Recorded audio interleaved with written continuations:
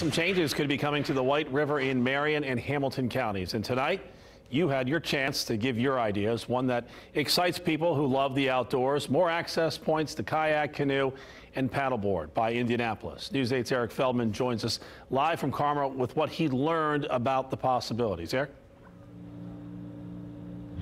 Hey, good evening, Mike. That was one of the many ideas that was put forward tonight here in Carmel. People really excited about the possibilities because of the idea of having more people going to the White River, especially in Indianapolis.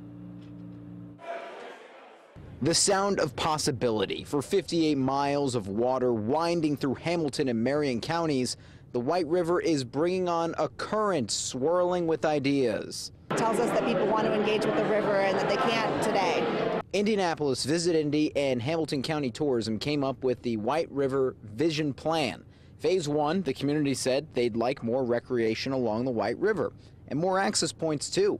News that has kayak enthusiasts excited. I think that's tremendous. James Sprendel says there are plenty of spots to kayak in Hamilton County, but limited access points in Indianapolis. Other cities have worked to change that, and we're told it's been a success. One of my more recent projects was at the Chicago Riverwalk, and there I remember someone laughing at me when I said we were going to build some kayak facilities. Like, there aren't kayakers on the main branch of the Chicago River, and we did build these facilities, and it's packed. And some believe that success could be copied in Indianapolis with more river access. But it remains to be seen what could actually happen. Organizers are looking for feedback. They even made a map of the river where you could put down different colored chips to represent what you want to see. More preservation, development, or better access to the river.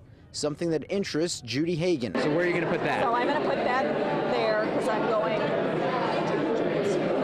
In this case, it's also about increasing awareness about accessibility. By January, the ideas and wishes of the community will become a proposal that could change the White River as we know it.